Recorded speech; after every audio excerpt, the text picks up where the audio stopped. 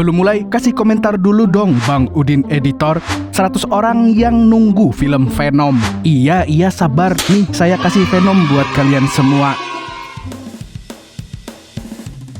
Halo warga nobar yang kalau habis nyeruput kopi langsung bilang enak banget.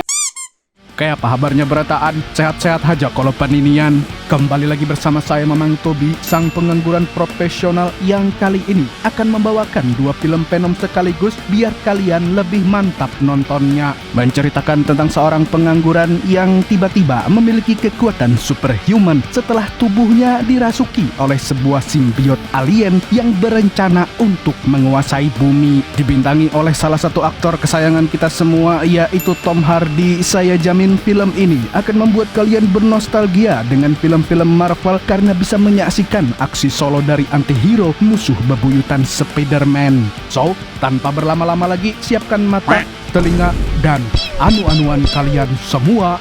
Mari kita nobar dan inilah Venom.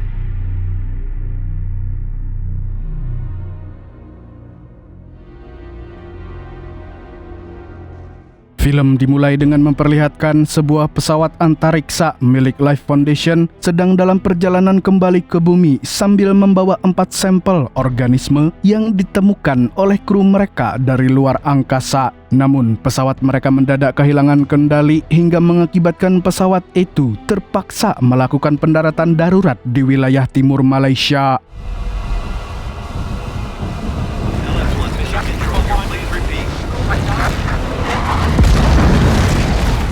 Tidak lama setelah pesawat jatuh, tim regu penyelamat datang. Terlihat salah satu anggota tim keluar dari pesawat sambil membawa sebuah tabung berisi organisme tersebut. Di kantor pusat, CEO Life Foundation yang bernama Carlton Drake tengah mengawasi situasi terkini tempat jatuhnya pesawat tersebut. Dan dari informasi pegawainya diketahui bahwa salah satu organisme telah menghilang, sedangkan ketiga lainnya sudah diamankan untuk dibawa kembali ke fasilitas penelitian mereka di San Francisco. Mendengar kabar itu, Drake terlihat cemas dan menyuruh anak buahnya untuk segera menemukan organisme itu.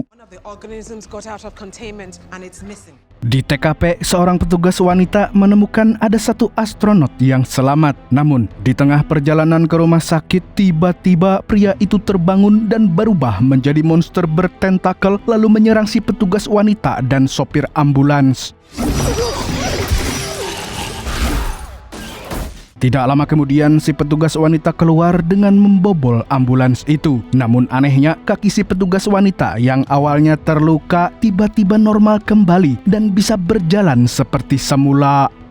Beralih ke San Francisco, terlihat sepasang kekasih yang mengawali rutinitas sehari-hari mereka seperti biasanya. Si pria yang bernama Eddie Brock baru saja bangun dari Pulau Kapuk, sementara sang pacar yaitu Anne sudah rapi dengan setelan kerjanya. Setelah bermesraan singkat, mereka berangkat kerja menuju ke kantor masing-masing. Meski tampangnya semrawutan, tapi Eddie memiliki pekerjaan yang cukup menjanjikan, yaitu sebagai seorang reporter investigasi. Bukan sembarang reporter, dia ini terkenal sebagai reporter yang frontal dan tidak kenal takut karena selalu mengangkat isu-isu sosial di masyarakat seperti kesenjangan sosial, rasisme, kasus korupsi, dan sebagainya. Intinya, Eddie tipe wartawan yang selalu mengutamakan fakta di atas segalanya. Ya pokoknya kalau di Indonesia itu kayak Mbak Najwa Shihab itulah ya. Determined cause of death due to massive demonstrations have taken over the streets. Homelessness is only increasing into the thousands. Sesampainya di kantor, Eddie segera menemui bosnya. Dia dipanggil karena diminta untuk melakukan wawancara eksklusif dengan Carlton Drake terkait program luar angkasanya. Karena kemarin sempat ada masalah dalam proyeknya, maka pihak Life Foundation meminta perusahaan media untuk menyebarkan berita kalau pesawat antariksa mereka aman dan insiden kemarin hanyalah kesalahan anomali saja. Awalnya Eddie menolak karena dia tahu kalau Drake bukanlah orang baik. Namun karena terus dipaksa, mau tidak mau Eddie menyanggupi pekerjaan itu. There isn't a better investigative reporter working today. Eddie, when you had nowhere to go, we gave you a home. All right. For me. All right, I'll do it. Saat makan malam dengan Anne, Edi bercerita tentang wawancara tersebut. Ternyata Anne ini bekerja sebagai pengacara di firma hukum yang bekerja untuk Life Foundation. Saat itu Anne hanya berpesan jika Edi sebaiknya tetap bersikap profesional saja. Lagi pula dia yakin kalau firma hukumnya selalu membela orang yang lemah. Meski begitu, Edi masih belum yakin dengan sosok Drake. Dan saat di rumah, dia tidak sengaja melihat sebuah dokumen rahasia dari Life Foundation yang baru saja dikirim ke email Anne. Dokumen rahasia itu ternyata berisi tuntutan yang diajukan kepada Drake atas kematian 3 pasien yang menjalani pengobatan kanker pankreas di fasilitas penelitiannya. Mengetahui berita mencengangkan ini akhirnya membuat Edi jadi tertarik bertemu dengan Drake langsung.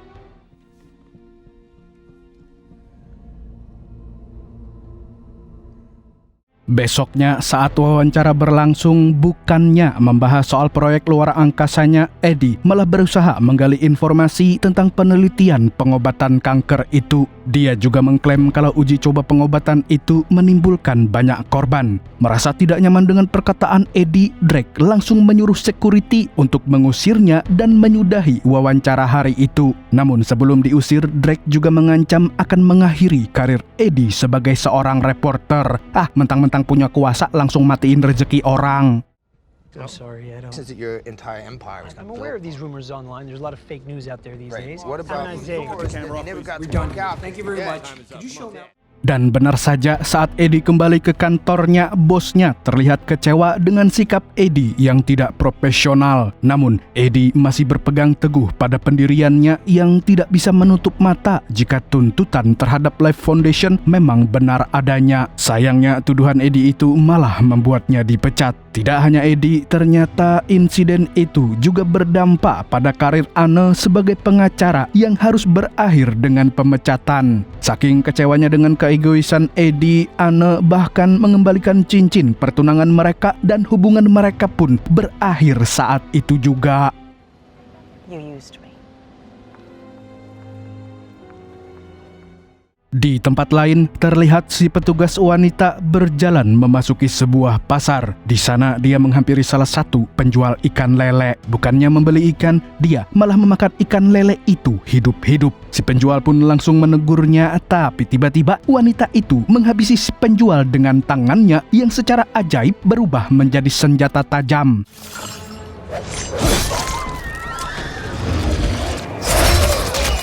Setelah itu, si petugas wanita menghampiri seorang wanita tua untuk memindahkan organisme yang ada di tubuhnya ke tubuh si wanita tua tersebut.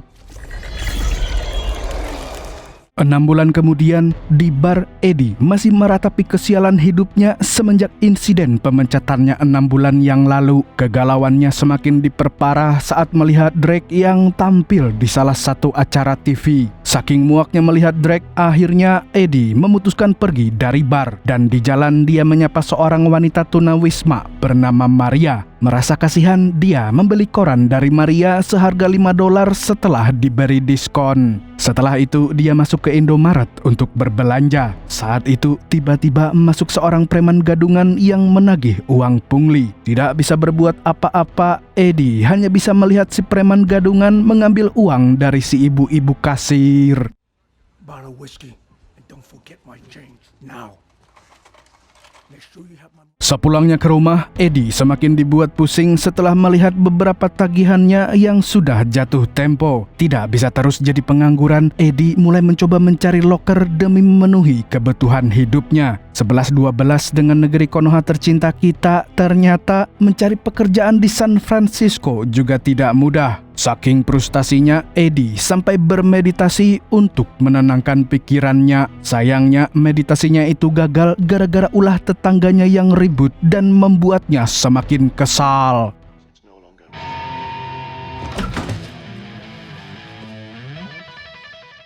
Di Laboratorium Life Foundation, Drake tengah melihat perkembangan uji coba yang ke-36 dari eksperimen organisme yang dibawa dari luar angkasa itu. Dari penelitian selama ini diketahui jika organisme yang disebut simbiot itu membutuhkan inang untuk bisa bertahan hidup di lingkungan beroksigen. Karena cara kerjanya mirip seperti transplantasi organ, maka selama tubuh inangnya cocok dengan simbiotnya, tidak menutup kemungkinan jika suatu hari nanti manusia bisa hidup di luar angkasa dengan bantuan simbiot tersebut. Mengetahui itu, Drake semakin antusias untuk melanjutkan eksperimennya ini. Dia pun berniat melakukan uji coba dengan manusia. Sayangnya, salah satu ilmuwan bernama Dora kurang setuju dengan ide itu karena masih terlalu dini jika menggunakan manusia sebagai kelinci percobaan. Namun, Drake masih kekeh ingin secepatnya menjalankan rencananya. We? Begin human trials. Hey, how are your kids? Keesokan harinya, Drake memimpin uji coba menyatukan simbiot dengan manusia untuk yang pertama kalinya. Dia lalu memasukkan seorang relawan ke sebuah ruangan berkaca anti jebol. Di dalam ruangan itu sudah tersimpan satu simbiot untuk diuji coba. Dan saat tabung dibuka, keluarlah simbiot itu dan perlahan mendekati si relawan sebelum akhirnya masuk ke dalam tubuhnya. Awalnya tidak terjadi apapun, namun tidak lama kemudian si relawan mulai mengerang kesakitan. Tidak bisa menahan kekuatan luar biasa dari simbiot, tubuh relawan itu pun rusak hingga akhirnya tewas seketika. Sedangkan simbiot itu kembali keluar setelah inangnya mati.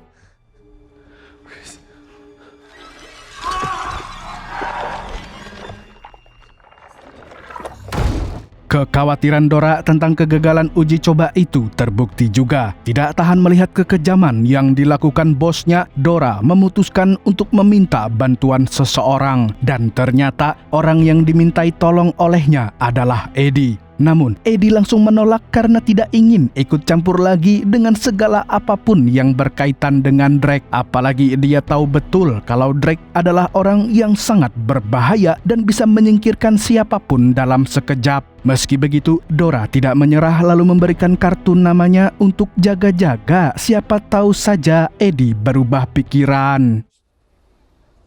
Now, if you are as good as I am done with all of this shit.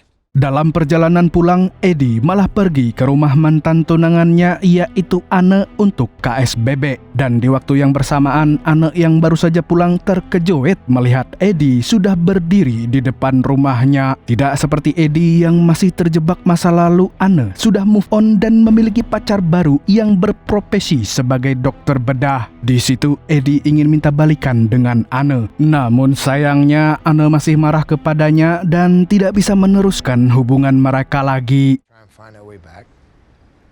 No, we can't.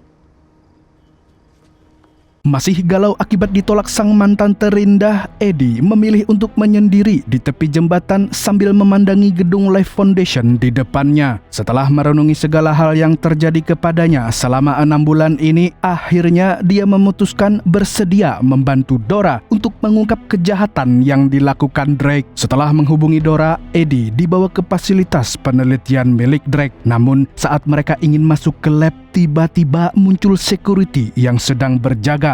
Dan saat Dora mengalihkan perhatian si security, Eddie berhasil masuk ke dalam lab. Is the key to our survival, but not here on Earth. Insane. Yes, there's no protocol for this thing. Go. I'll take care of it. Di dalam lab, Eddie kembali ke kodrat aslinya, yaitu seorang reporter dengan mengambil beberapa foto untuk dijadikan sebagai barang bukti. Saat berkeliling lab, dia tidak sengaja melihat Maria yang ternyata menjadi salah satu relawan dalam eksperimen itu. Tidak tega melihat Maria yang berteriak minta tolong, Eddie pun berusaha membuka pintu ruangan berkaca itu untuk menyelamatkannya. Karena tidak tahu cara membuka pintunya, dia langsung memukul pintu kaca itu dengan alat yang ada di sana. Dan setelah pintu berhasil terbuka, tiba-tiba saja Maria menyerang Eddie dan simbiot yang ada di tubuh Maria berpindah ke tubuh Eddie.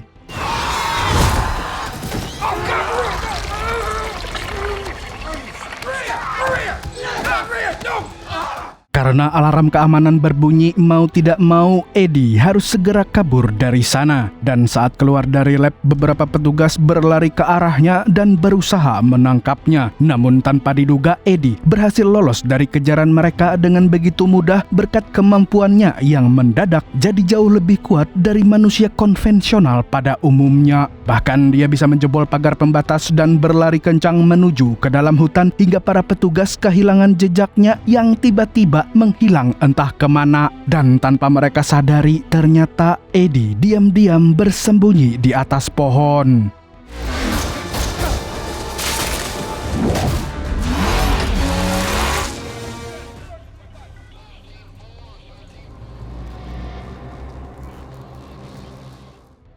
Setibanya di rumah, Eddie meninggalkan pesan suara kepada Dora untuk memastikan kalau kondisi wanita itu baik-baik saja. Selesai menelpon, entah kenapa dia merasa sangat haus dan kelaparan. Saking laparnya, dia memakan makanan apa saja yang ada di rumah, sampai makanan sisa di tempat sampah pun juga dia makan. Karena makan makanan basi, dia langsung mual dan muntah-muntah. Saat membersihkan diri di kamar mandi, dia melihat ke cermin dan betapa terkejutnya dia saat wajahnya tiba-tiba berubah dan ada suara aneh dari dalam dirinya yang memanggil namanya. Saking kagetnya, dia sampai terjatuh dan pingsan.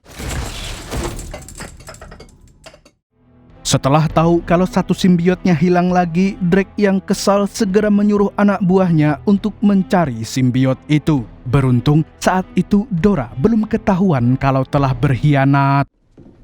Find my symbiote. Setelah sadar, Eddie melihat kondisi rumahnya yang sudah berantakan seperti kapal pecah. Siang harinya, dia pergi menemui Anne yang sedang makan siang bersama pacarnya untuk memperlihatkan bukti kejahatan yang dilakukan oleh Drake. Namun di situ dia lagi-lagi bertingkah aneh dengan memakan makanan orang lain, menceburkan dirinya ke dalam kolam berisi lobster sampai memakan lobster itu hidup-hidup. Please don't. Eddie, please. Insane. Killing people. Who's killing people? Merasa ada yang aneh dengan Eddie, si Louis, pacar Anne yang seorang dokter itu menawari Eddie untuk memeriksakan diri ke rumah sakit. Lalu Eddie dibawa ke ruang MRI untuk dicek. Dan saat mencoba menyalakan mesin MRI, Eddie dan simbiotnya tiba-tiba kesakitan. Buddy, what's happening in there? Are you okay? Coming out. You alright? Dan Louis pun langsung mematikan mesinnya. Di gedung Life Foundation, Drake yang kembali memantau perkembangan simbiotnya didatangi oleh anak buahnya yang sudah menangkap Dora dan mengetahui jika Dora terlibat dalam pembobolan beberapa hari yang lalu. Drake pun menginterogasi Dora untuk memberitahu siapa rekannya yang telah mencuri simbiot miliknya. Karena terus ditekan, Dora terpaksa mengatakan jika Eddie lah yang telah membantunya waktu itu. Setelah mengatakan itu, terlihat tabung berisi simbiot terbuka dan simbiot itu langsung memasuki tubuh Dora.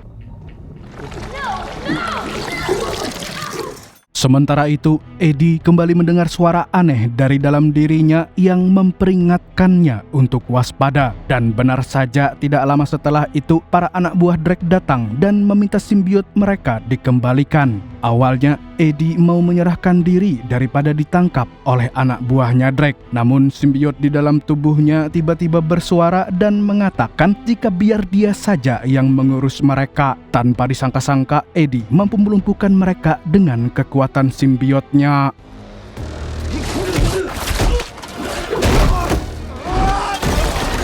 What is that? Not what. Who?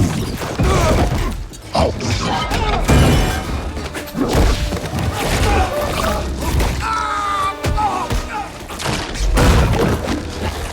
Saat Eddie mau kabur, anak buah Drake yang lainnya sudah mengepung gedung kontrakan itu. Tidak ada jalan keluar, Eddie pun melompat dari jendela dengan bantuan simbiotnya.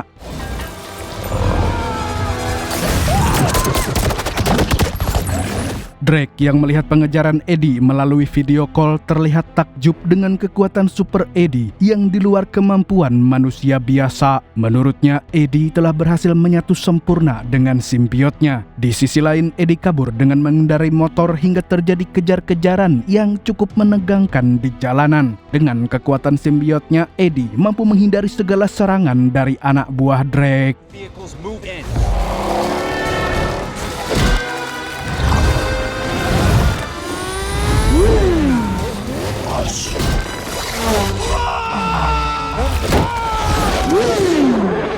Pengejaran Eddie masih berlangsung cukup seru. Namun saat dia lengah, dia tertabrak oleh salah satu mobil anak buah Drake. Eddie pun langsung terjatuh dari motornya hingga menyebabkan dirinya mengalami luka parah dan kakinya patah.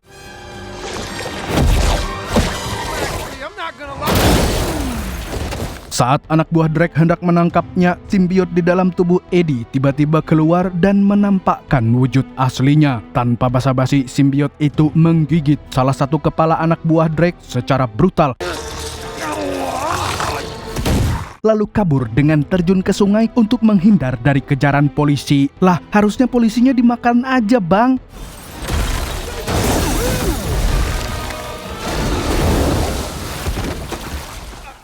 Alhamdulillah, Eddie berhasil lolos. Untuk pertama kalinya, dia berbicara langsung dengan simbiotnya. Simbiot itu pun memperkenalkan dirinya sebagai Venom. I am Venom. Saat itu, Venom memberitahu kalau para simbiot akan mencari inangnya sendiri untuk bertahan hidup. Karena itulah dia memilih Eddie untuk menjadi inangnya. Venom juga menambahkan kalau dia berencana untuk menjemput bangsanya dengan roket milik Life Foundation supaya mereka bisa menguasai bumi. Loh, We need Carlton Drake's rocket. Cooperate and you might just survive. setelah itu, Eddie pergi ke kantor tempatnya bekerja dulu untuk menemui mantan bosnya. Namun, seorang resepsionis bernama Richard tidak pakai Lee tidak mengizinkan Eddie masuk dengan alasan keamanan. Dan saat itulah Venom menawarkan bantuan supaya Eddie bisa memasuki gedung tanpa ketahuan, yaitu dengan cara memanjat gedung tinggi itu.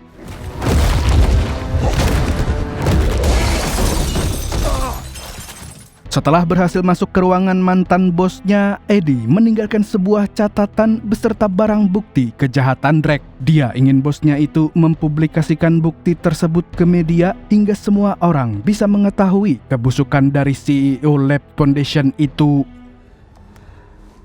Here's your evidence. Saat hendak keluar, para polisi sudah mengepung gedung tersebut untuk menghadangnya. Eddie sempat memperingatkan mereka supaya tidak bertindak macam-macam kalau tidak ingin membuat si Venom marah. Dan benar saja, Venom segera muncul dan mulai menyerang polisi-polisi itu.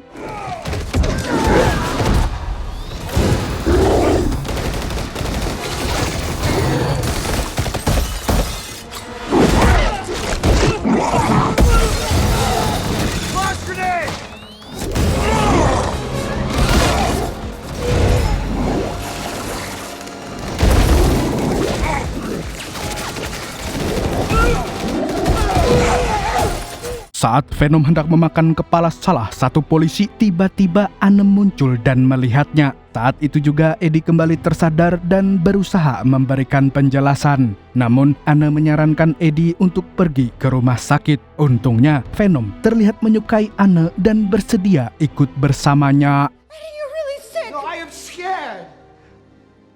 Right now. Jarang-jarang loh Venom suka sama orang. Di dalam mobil, Venom memberitahu Eddie kalau dia lemah terhadap gelombang suara yang terlalu keras seperti sound horek dan juga api. Melihat Eddie yang berbicara sendiri seperti orang gila membuat Anne semakin khawatir dengan kondisi mantan pacarnya itu. See, an MRI is really harmful, friend. I'm hungry all the time. Are you in pain? No. Di laboratorium, Drake tidak sengaja bertemu dengan seorang gadis kecil yang berkeliaran sendirian di sana. Saat ditanya, gadis kecil itu langsung mencekik Drake dan terlihat simbiot keluar dari tubuh si gadis kecil lalu berpindah ke dalam tubuh Drake. Ternyata simbiot yang menempati tubuh si wanita tua telah berpindah ke tubuh gadis kecil itu saat berada di bandara untuk penerbangan menuju ke San Francisco. Dan tanpa disangka, simbiot itu mencari keberadaan Drake. Di rumah sakit, Louis menjelaskan kalau organ dalam tubuh Eddie semakin rusak. Namun, Venom mengatakan kalau dia bisa menyembuhkannya secara cepat. Karena kesal kepada Louis yang menyepelekan kemampuannya, Venom langsung mencekik Louis. Melihat Louis dicekik, Anne sesegera bertindak dengan menyalakan mesin MRI dan membuat Venom kesakitan hingga terlempar keluar dari tubuh Eddie. What is that? We're done. Venom pun terjebak di dalam ruang MRI sedangkan Eddie memilih untuk pergi dari sana. Selagi Anne dan Louis berdebat, Venom diam-diam menyelinap keluar dari lubang ventilasi. Where is it? Saat hendak keluar dari rumah sakit, Eddie dihadang oleh anak buah Drake hingga membuatnya pingsan. Setelah sadar, Eddie menemukan dirinya sudah disekap di labnya Drake. Di sana, Drake menginterogasi Eddie dan menanyakan keberadaan Venom. Tentu saja, Eddie menolak untuk memberitahunya. Drake yang mulai kehilangan kesabaran kembali mengajukan pertanyaan dalam wujud simbiotnya. Nah, simbiot milik Drake ini ternyata bernama Riot. Where's Venom? Menganggap Eddie sudah tidak berguna lagi, dia langsung menyuruh anak buahnya untuk menghabisinya. Di sisi lain, Riot menyuruh Drake untuk segera meluncurkan roket miliknya supaya dia bisa menjemput bangsanya datang ke bumi. We must retrieve him. Di dalam hutan, saat Eddie hampir dibunuh oleh anak buah Drake, tiba-tiba Venom muncul dan menyelamatkannya.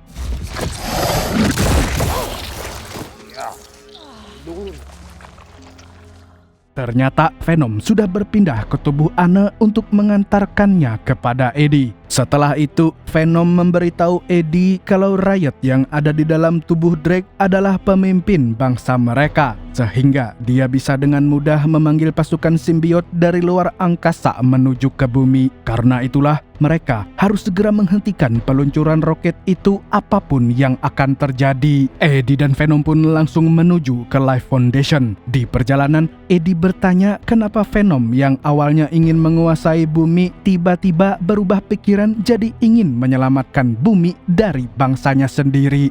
Ternyata alasannya cukup simpel, yaitu karena Venom mulai menyukai Eddie. Dia bercerita kalau dirinya sama seperti Eddie yang seorang pecundang. Karena itulah dia tidak ingin ada simbiot lain yang menguasai bumi selain dirinya. I am kind of a loser, like you. But here, Right, when it comes to being completely annihilated. you did Eddie. Di kantor Life Foundation, Drake memerintahkan pegawainya untuk segera meluncurkan roket miliknya saat itu juga. Namun, dia menyadari ada salah satu anak buahnya yang mencoba menggagalkan peluncuran roket itu. Sesaat kemudian, dia berubah menjadi Riot dan membunuh orang itu hingga membuat semua orang yang berada di sana panik dan berlari ketakutan.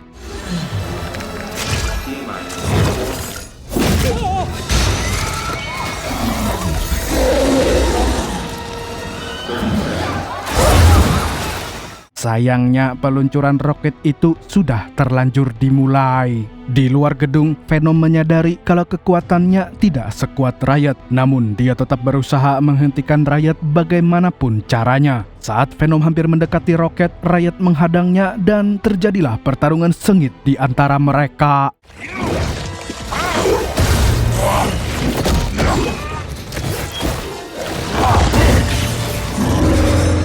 Namun, Venom mulai kewalahan menghadapi serangan bertubi-tubi dari Riot yang mampu mengeluarkan berbagai macam senjata dari tubuhnya. Riot yang terlalu kuat memasuki tubuh Eddie dan mulai menguasai Venom. Mereka pun bersatu di bawah kendali Riot.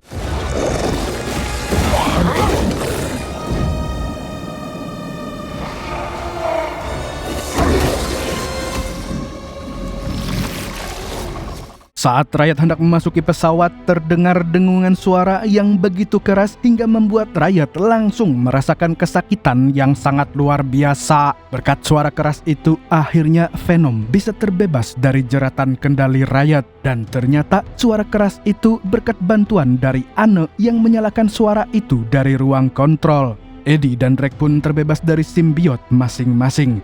Mereka lalu saling berduel dengan tangan kosong. Awalnya Eddie mampu mengalahkan Drake, namun ternyata Drake kembali menyatu dengan Riot dan menusuk Eddie dari belakang, sehingga Eddie pun langsung sekarat.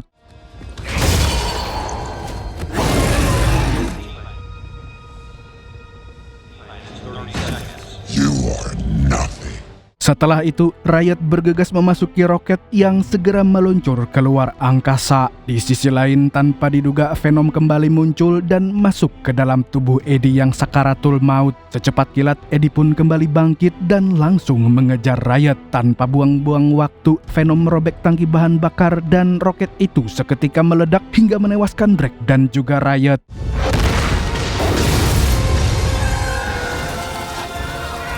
Goodbye, Eddie.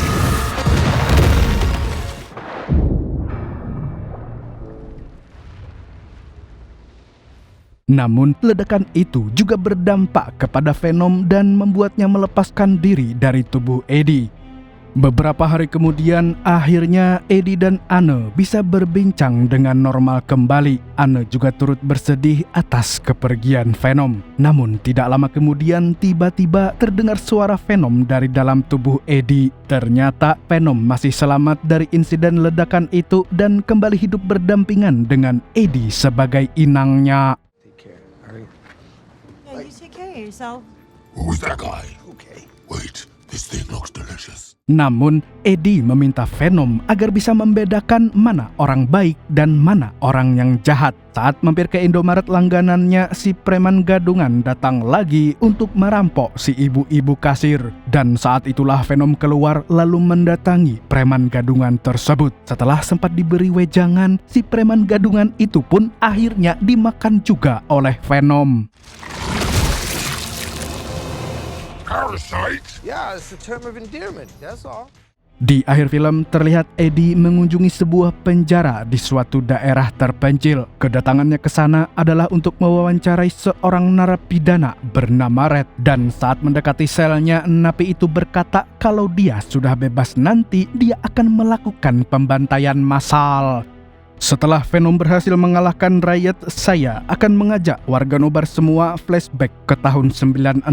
Di sini diperlihatkan suasana di sebuah sekolah khusus anak-anak nakal yang berlokasi di California. Terlihat sepasang kekasih berbicara satu sama lain dari balik dinding ruangan yang memisahkan mereka. Mereka adalah Cletus Kasady alias Red dan ceweknya ini bernama Shriek. Cletus memberikan sebuah kenang-kenangan kepada Shriek karena sebentar lagi dia akan segera dipindahkan ke penjara khusus.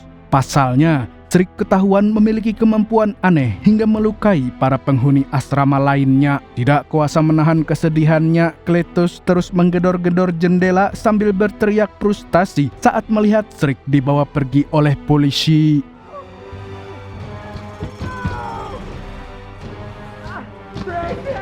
Di tengah perjalanan, Shriek mengamuk hingga membuat polisi bernama Mulligan ini mengalami luka berat akibat teriakan super kencangnya. Namun, Shriek ternyata masih selamat dan dibawa ke sebuah penjara khusus bagi para mutan sepertinya dengan keamanan super ketat bernama Ravencroft.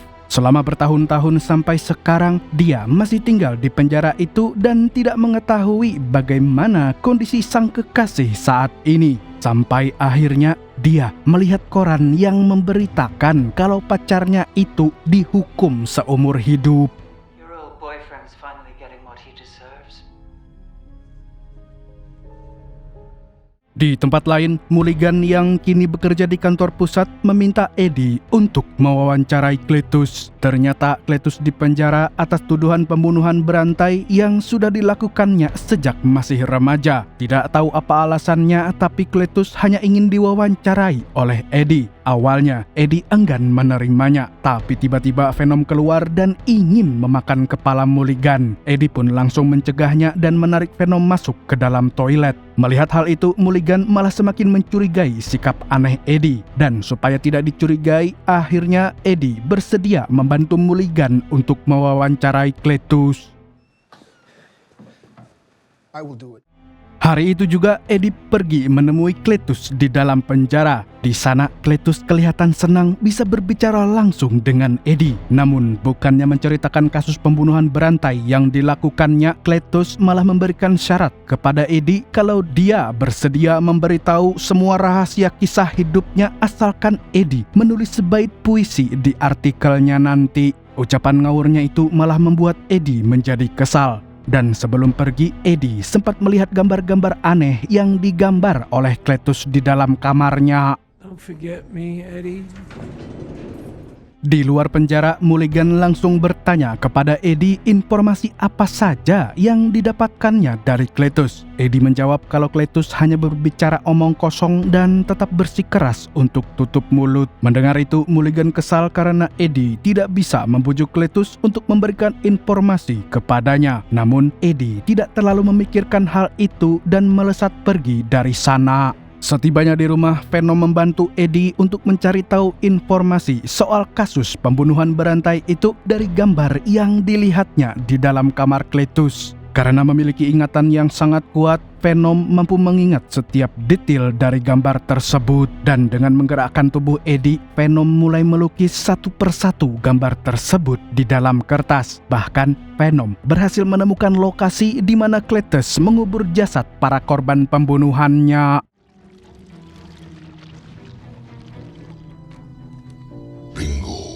Pada akhirnya, polisi pun berhasil mengungkap lokasi penguburan mayat para korban pembunuhan berantai Cletus berkat informasi yang diberikan oleh Eddie dalam artikelnya di koran. Di sisi lain, Mulligan kesal karena dia mengira Eddie telah mempermainkannya. Dan akibat penemuan jasad-jasad itu, pengadilan memutuskan untuk mengeksekusi Cletus secepatnya. Governor of California has overturned his moratorium and needed revival, putting him back on top once more. Sementara itu, Venom yang merasa telah berjasa membantu Eddie ke puncak popularitas mengajak Eddie keluar mencari penjahat untuk memakannya karena dia sudah kelaparan dan membutuhkan asupan otak manusia. Namun sayangnya Eddie menolak dan menyuruh Venom memakan ayam-ayam hidup yang sudah dia sediakan saja. Namun Venom tidak bisa memakan ayam-ayam itu karena sudah menganggap mereka sebagai bestinya. I can't. Sonny and Cher are best friends. Meski Eddie paham kalau Venom butuh asupan otak manusia untuk bisa bertahan hidup, tetapi dia tidak bisa membiarkan Venom memakan manusia sembarangan lagi karena takut ketahuan oleh FBI yang sedang memantau mereka. So somebody has to be responsible. We will get hauled off into Area 51. Fine. Karena frustasi dengan Venom yang terus ngambek, Eddie pun mengalah. Dia langsung pergi ke Indomaret langganannya untuk membeli coklat. Sayangnya, persediaan coklat di sana sudah habis. Eddie lalu membawa Venom ke sebuah peternakan ayam. Meski awalnya enggan, Venom pun terpaksa memakan ayam-ayam itu untuk menghilangkan rasa laparnya. Pick up some chickens, man. Let's go. Namun karena sudah muak memakan ayam, dia malah jadi muntah-muntah setelah memakannya. Saya juga pernah gini nih bang, gara-gara pagi makan ayam goreng, siang makan ayam bakar, malamnya ayam sori.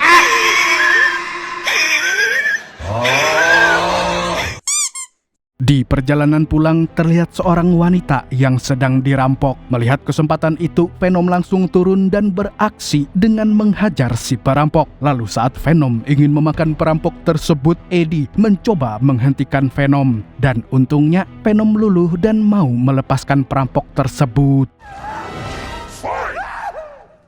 Tidak lama kemudian, Eddie mendapat telepon dari Anne. Dan secara mengejutkan, Anne mengajak Eddie makan malam bersama. Eddie yang masih mencintai Anne pun merasa senang dan mengira kalau Anne ingin mengajaknya balikan.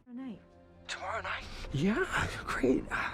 Besoknya, Eddie dan Venom menemui Anne di sebuah restoran. Karena sudah lama tidak bertemu, Eddie terlihat canggung berada di dekat Anne. Dan karena penasaran, Eddie lalu bertanya kenapa Anne tiba-tiba ingin bertemu dengannya. Dan It's Dan. mendengar kabar itu, Eddie terkejut sekaligus patah hati karena mantan terindahnya akan menikah dengan pria lain. Tidak hanya Eddie, Venom yang sangat menyukai Anne pun tidak terima kalau Anne menjadi milik orang lain selain mereka. Tidak bisa menutupi patah hatinya, Eddie pun langsung berpamitan dengan Anne dan pergi dari sana. Hey, Venom. Take care of him, all right? Congratulations, Anne. That's great news. Eddie yang sedang galau berat melajukan motornya dengan sangat kencang. Bahkan beberapa kali dia hendak menabrak kendaraan lainnya di jalanan. Beruntung Venom berhasil mencegahnya. Dan saat itu Venom meminta maaf karena meski dia menyembuhkan luka fisik apapun, tapi dia tidak bisa menyembuhkan luka hati yang tengah dirasakan oleh sohibnya. That I can't mend the heart. You're just an amoeba. You just need to pull up your big boy pants. Don't worry, buddy. I will get you through this. Meski begitu, Venom tetap berusaha menghibur kegalauan Eddie supaya membuatnya ceria kembali dengan memasak makanan untuk Eddie. Sayangnya, kelakuan Venom yang absurd itu malah membuat Eddie semakin pusing 7 keliling. Kemudian, Eddie menemukan surat yang dikirim oleh Cletus. Di dalam surat itu tertulis betapa kecewanya Cletus karena menganggap Eddie lah orang yang telah membuatnya dihukum mati. Selain itu, Cletus juga menceritakan kisah hidupnya selama ini, mulai dari disiksa oleh keluarganya sendiri sampai berakhir menjadi seorang pembunuh berantai. Tidak hanya itu, dia juga menceritakan tentang pertemuan pertamanya dengan serik kekasihnya. About the end of Cletus Cassidy. Cletus Cassidy had never been revived. Yes, Mama, I'm a bad boy. Never have pushed Grandma down a flight of stairs and sent to St. Estes. Setelah membaca isi surat itu, Eddie memutuskan untuk kembali menemui Cletus hari itu juga. Setibanya Eddie di penjara, Cletus merasa senang bisa bertemu lagi dengan Eddie. Di situ Cletus menyebutkan kalau mereka memiliki kesamaan, di mana Cletus mengetahui kalau dulu Eddie juga sering dibully seperti dirinya. Alasan itulah yang membuat Cletus hanya ingin berbicara dengan Eddie. Dan tentu saja Eddie tidak terima jika disamakan dengan Cletus yang seorang pembunuh berantai. Wanted in this world, families. You feel like home to me, Eddie, like family. No. You and I are the same. Secara mengejutkan, Cletus berkata kalau dia akan membuat hidup Eddie terpuruk hingga merasakan rasanya kesepian dan diabaikan seperti yang dia rasakan. Karena baginya, Eddie hanyalah sekedar sampah. Tentu saja hal ini membuat Venom marah dan langsung menyerang Cletus. Cletus yang barbar pun membalas dengan menggigit tangan Eddie. Namun untungnya petugas segera melerai mereka berdua.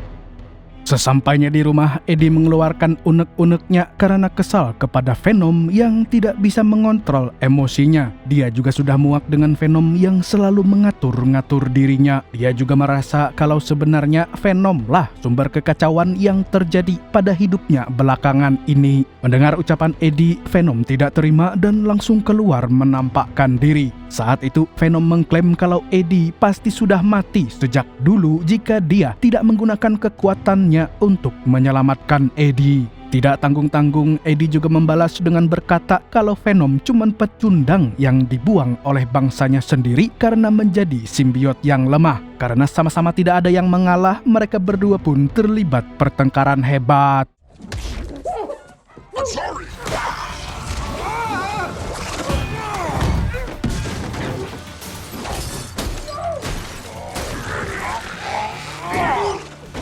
Tidak tahan dengan sikap kekanak-kanakan Venom, Eddie memutuskan untuk berpisah dari Venom. Dia lalu menyalakan alarm kebakaran hingga mengeluarkan suara keras yang otomatis membuat Venom kesakitan dan keluar dari tubuh Eddie. Setelah itu, Venom keluar dari jendela dan masuk ke tubuh seorang gelandangan, lalu menghancurkan motor kesayangan Eddie sebagai salam perpisahan.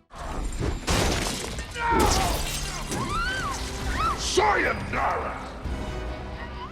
Di penjara, Cletus menunggu detik-detik terakhir hidupnya sebelum dihukum mati. Namun, tiba-tiba dia merasakan ada sesuatu yang aneh terjadi pada tubuhnya. Hingga tidak lama setelah itu, sebuah simbiot berwarna merah keluar dari dalam tubuhnya.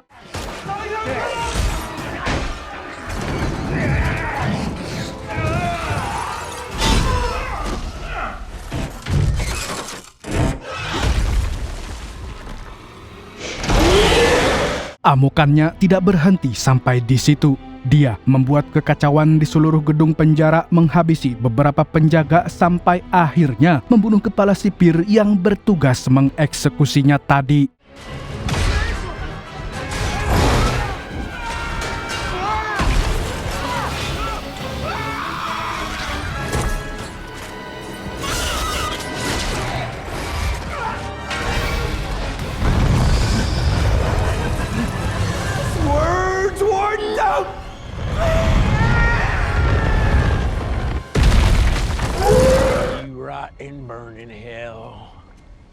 Keesokan harinya, Eddie membenahi dan memperbaiki rumahnya yang hancur berantakan akibat pertengkarannya dengan Venom semalam. Eddie juga membuang 2 ayam peliharaan kesayangan Venom. Saat sedang menonton TV, Eddie terkejut melihat berita tentang Cletus yang kabur dari penjara. Tidak lama kemudian terdengar bunyi ketukan dari pintu rumahnya. Ternyata tamu yang datang adalah Mulligan. Mulligan curiga kalau Eddie ada sangkut pautnya dengan pelarian Cletus semalam. Dengan jujur, Eddie berkata kalau dia tidak tahu apa-apa soal kejadian itu.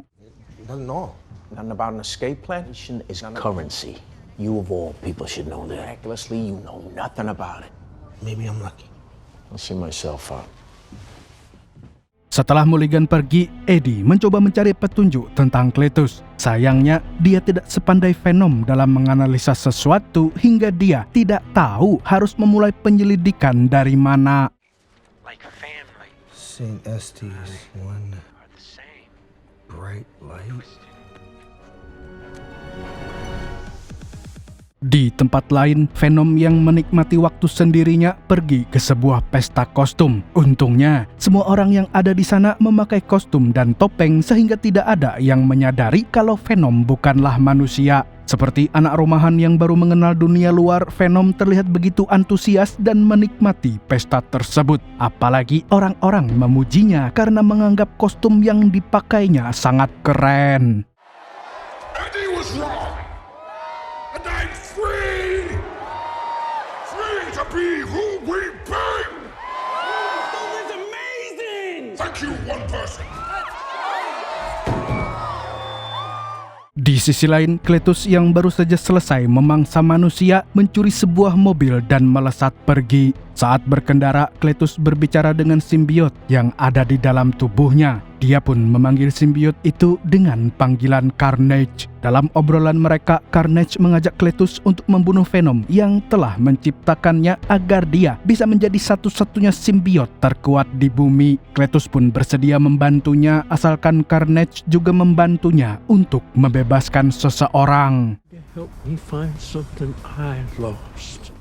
Di kompleks sekolah anak nakal yang dulu dihuni oleh Cletus, Eddie menemukan sebuah pohon yang terukir sebuah inisial yaitu CK dan FB. Melihat itu, Eddie tampak senang karena mungkin saja dia bisa mendapatkan satu petunjuk yang berguna. Dia lalu menghubungi Mulligan untuk memberitahu soal penemuannya ini. Tidak butuh waktu lama, Mulligan langsung mengetahui kalau inisial itu ada hubungannya dengan Cletus dan kekasihnya Shriek. Jadi CK itu inisial dari nama Cletus, sedangkan FB inisial dari nama asli Shriek yaitu Frances Barrison. Mulligan pun bingung karena dia mengira kalau Shriek sudah tewas setelah terkena tembakannya waktu itu.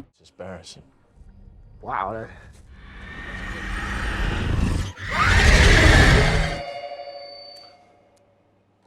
Di sebuah minimarket, Cletus menyerang seorang penjaga toko lalu menggunakan laptopnya untuk mencari Shriek.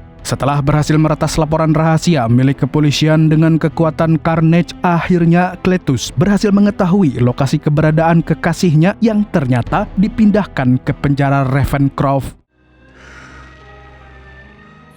Di penjara Ravencroft, seorang penjaga tengah memeriksa keadaan Shriek. Tanpa diduga, Cletus sudah berada di dalam ruangan tempat Shriek dikurung. Cletus pun langsung menghabisi penjaga itu dan membantu Shriek kabur dari sana.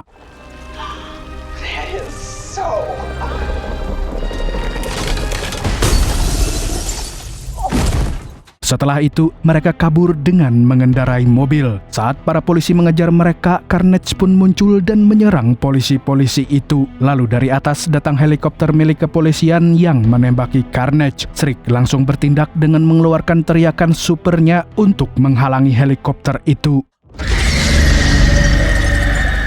Namun, teriakan itu juga membuat Carnage kesakitan. Alhasil, Carnage mengancam akan membunuh Shriek jika sekali lagi dia berani melakukan hal itu. Dan mereka pun akhirnya berhasil lolos dari kejaran polisi.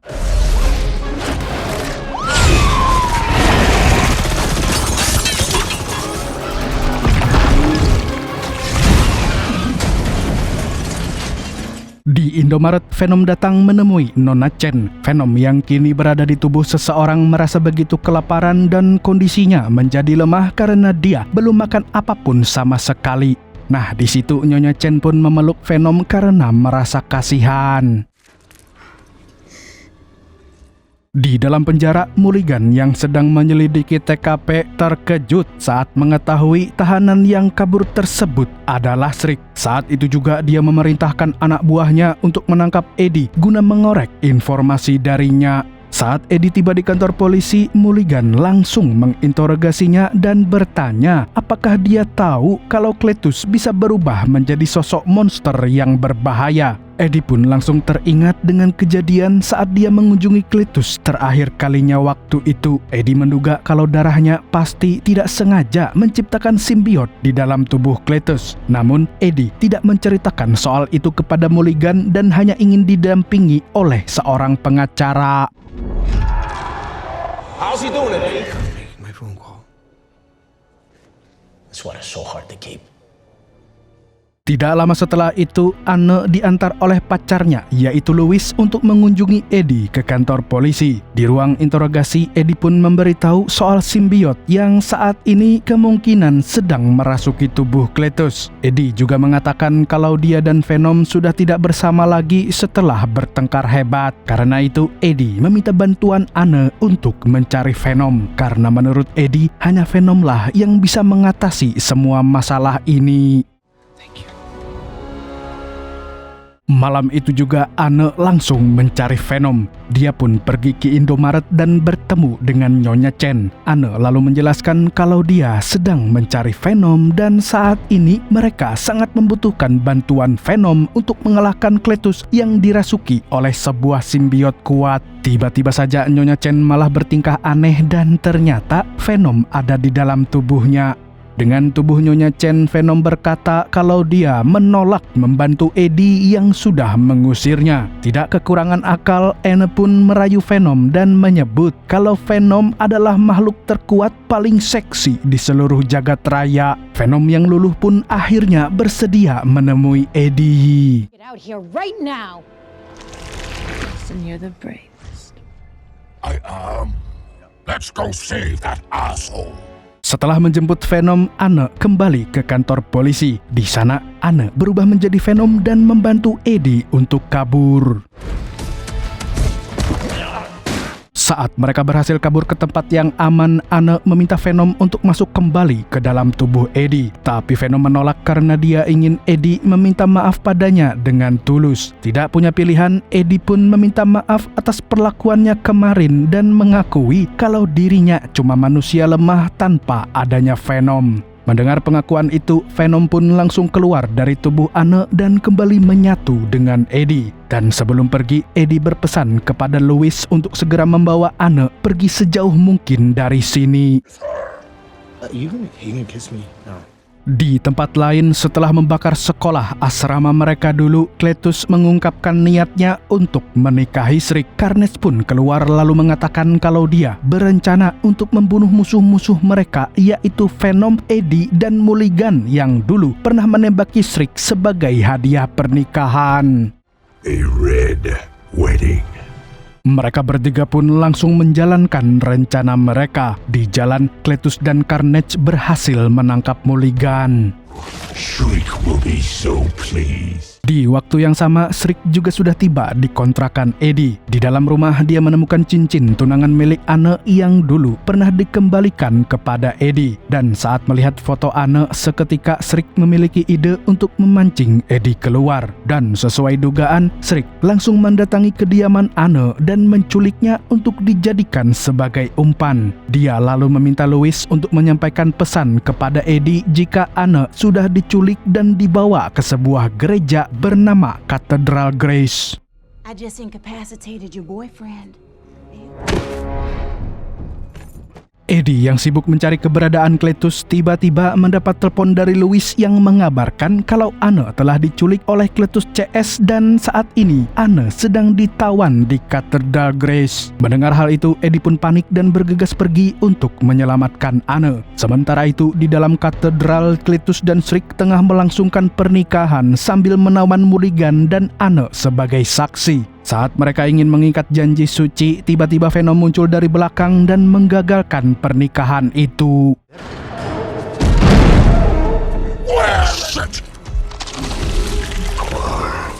Death to you, father. Anehnya, saat Carnage muncul, mendadak Venom jadi ketakutan dan kembali bersembunyi di dalam tubuh Eddie. Eddie pun berusaha membujuk Venom untuk keluar, tapi Venom tetap menolak karena simbiot itu berwarna merah dan terlalu kuat. Meski begitu, Eddie terus meyakinkan Venom untuk bertarung bersamanya dengan berkata kalau dia akan mengizinkan Venom memakan penjahat manapun sesukanya. Tidak ingin menyia-nyiakan kesempatan itu, Venom pun setuju dan kembali menampakkan dirinya.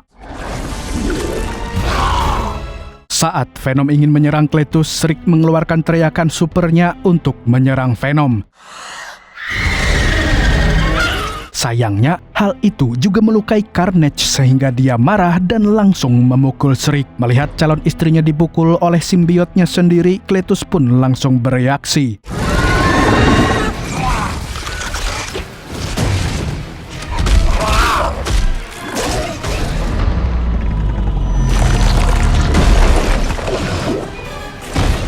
Carnage yang memiliki ukuran lebih besar dan kuat berhasil membuat Venom kewalahan. Di sisi lain, Carnage membolehkan Shriek untuk membunuh Mulligan selama dia tidak mengeluarkan teriakan supernya tersebut. Melihat Mulligan yang hendak kabur, Shriek pun langsung mengejarnya. Sedangkan Carnage memakan kepala si pendeta untuk mengembalikan staminanya.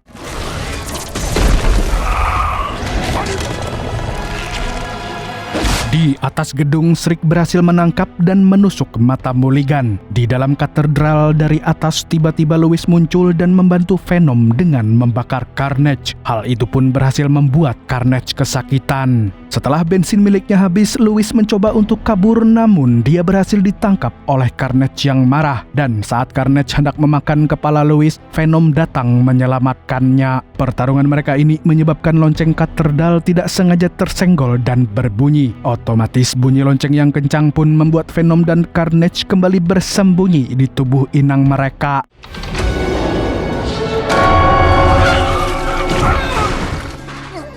Eddie dan Cletus kembali bertarung dengan tangan kosong. Cletus juga merusak pemukul lonceng dengan tangan tentakelnya supaya tidak ada apapun lagi yang mengganggu pertarungan mereka. Setelah kondisi para simbiot sudah kembali pulih, Venom dan Carnage kembali melanjutkan duel mereka.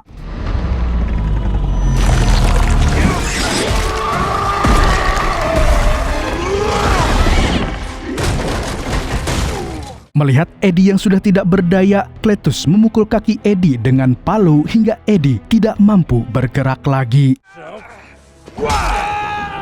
Setelah melumpuhkan Eddie, Cletus mengambil Anne dari dalam peti dan membawanya ke puncak katedral. Karena terlalu berisik, Carnage juga berniat membunuh Shriek untuk menutup mulutnya selamanya. Cletus yang ada di dalamnya pun memberontak dan menyuruh Carnage menghentikan aksinya itu. Namun Carnage tidak bisa dikendalikan.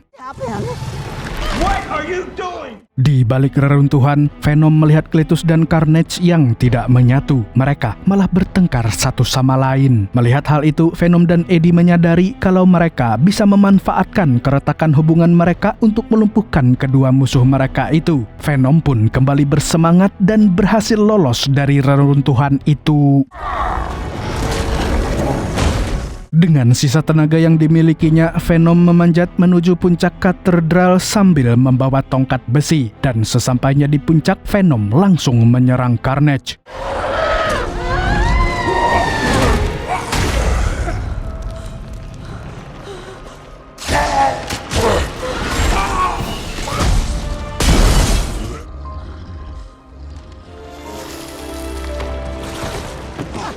Setelah Anne berhasil diselamatkan, Venom mencoba untuk bangkit kembali. Dan saat Venom sudah tidak berdaya, dia melihat Shriek yang tergeletak di sampingnya. Dia pun memiliki ide dan langsung memukul Shriek hingga terlempar. Otomatis hal itu membuat Shriek marah lalu mengeluarkan teriakan kerasnya hingga membuat gedung katedral itu hancur dan para simbiot merasakan kesakitan yang luar biasa. Sedangkan Shriek seketika tewas setelah tertimpa oleh lonceng raksasa itu. Di sisi lain, Venom yang terlempar masuk ke dalam tubuh Louis lalu berpindah ke Anne sebelum akhirnya masuk kembali ke dalam tubuh Eddie. Dan sebelum Carnage menyatu kembali dengan Cletus, Venom berhasil menangkapnya. Di detik-detik terakhirnya, Cletus berkata kalau dia menyadari jika dirinya adalah seorang penjahat meski dengan atau tanpa adanya simbiot sekalipun. Namun, satu-satunya hal yang paling diinginkannya hanyalah bisa merasakan memiliki teman di hidupnya. Dan setelah itu, Venom pun langsung memakan kepala Cletus.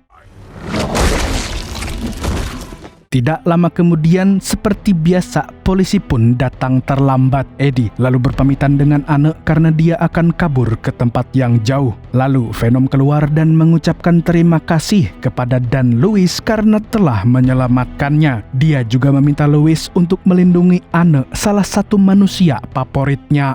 You take care too. Thanks. Di atas gedung ternyata Mulligan masih hidup. Namun hal aneh telah terjadi padanya, di mana matanya tiba-tiba mengeluarkan kilatan cahaya berwarna biru.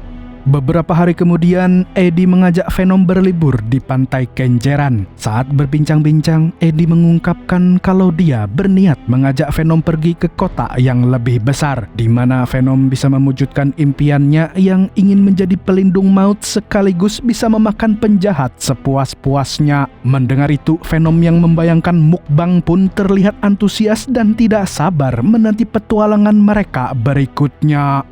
Di akhir film, terlihat Eddie dan Venom bersantai di kamar sambil menonton Cinta Fitri season Ramadan. Tidak lama kemudian, hal aneh pun terjadi, di mana ruangan itu tiba-tiba bergetar hebat dan mereka seakan masuk ke dimensi lain. Saat itu, Venom melihat sebuah berita di TV yang menyebutkan kalau seorang penjahat bernama Peter Parker memiliki kekuatan super yang mampu mengubahnya menjadi manusia laba-laba dan meneror para penduduk kota. Terlihat jelas bahwa Venom sangat tertarik untuk bertemu dengan Peter Parker karena akhirnya dia bisa menemukan lawan terkuat yang setara dengannya. Lalu, film pun tamat dan akan bersambung ke film Venom ketiga, yaitu Venom The Last Dance.